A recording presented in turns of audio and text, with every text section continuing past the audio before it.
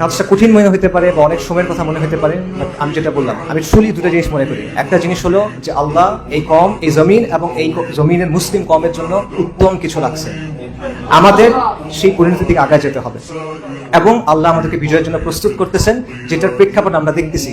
100 বছর পর দামাস্কাস আহলুস সুন্নাহ ওয়াল জামার হাতে আসছে, খুরাসানে তাওহীদের পতাকা উঠতেছে, আফগানিস্তানে আল্লাহর জমিনে আল্লাহর আইন কায়েম হয়েছে, হিন্দুকুশের গোত্রগুলা, গর্বিত এবং সম্মানিত গোত্রগুলো আবারও বিদ্রোহ করতেছে। যারা দশকের পর দশক ইংরেজদের বিরুদ্ধে জিহাদ করছে, তারা আজকে আবার বিদ্রোহ করতেছে কুফরি নিজামের বিরুদ্ধে। কাশ্মীরের গর্বিত যে মানুষরা, তারা হিন্দুত্ববাদের বিরুদ্ধে বিদ্রোহ করতে চাচ্ছে। আর আমরা পশ্চিম আফ্রিকা থেকে বিজয়ের সুঘ্রাণ পাচ্ছি, আমরা সাহেল থেকে বিজয়ের সুঘ্রাণ পাচ্ছি। ইনশাআল্লাহুল আজিজ, ইনশাআল্লাহ আমরা অতি শীঘ্র সুসংবাদ পাবো। আল্লাহ এই উম্মতকে বিজয় দিবেন, আল্লাহ উম্মতে মুহাম্মাদীকে বিজয় দিবেন, আল্লাহ উম্মতে মুসলিমাকে বিজয় দিবেন। এটা প্রতিশ্রুতি, এই প্রতিশ্রুতি আমাদের কাছে আছে। এই প্রতিশ্রুতি কে দিয়েছেন?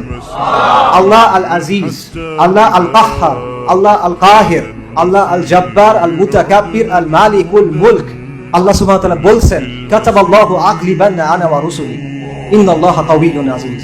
আল্লাহ সুবহানাহু ওয়া তাআলা আমাদের বিজয় দিবেন, সেই বিজয়ের জন্য প্রস্তুতি নেন। আল্লাহ আমাদের বিজয়ের জন্য প্রস্তুত করতেছেন, আপনি প্রস্তুত হন। নিজেকে প্রস্তুত করেন, যে সমাজকে প্রস্তুত করেন, যে পরিবারকে প্রস্তুত করেন, এই মাটিকে প্রস্তুত করেন, ওই কাফেলাকে প্রস্তুত করেন এবং ওই প্রজন্মকে প্রস্তুত করেন।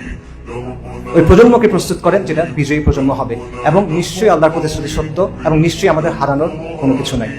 سائر في طريق الحق يا جند الله، سائر في طريق الحق يا جند